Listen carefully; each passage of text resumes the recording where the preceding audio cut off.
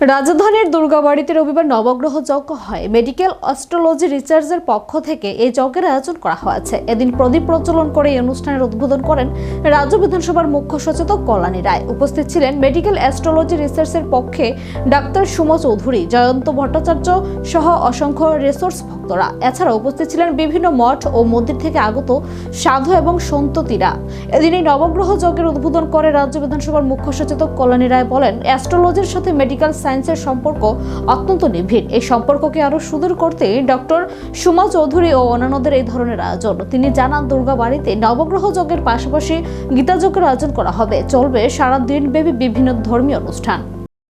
Medical astrology research fraternity বিশেষ করে doctor সুমার ম্যাডামের যে নবগ্রহ পূজা আজকে দুর্গা মন্দিরে অনুষ্ঠিত হচ্ছে এবং গোটা রাজ্য থেকে যারা নবগ্রহ পূজা করবেন তারা আজকে এখানে সমবেত হয়েছেন।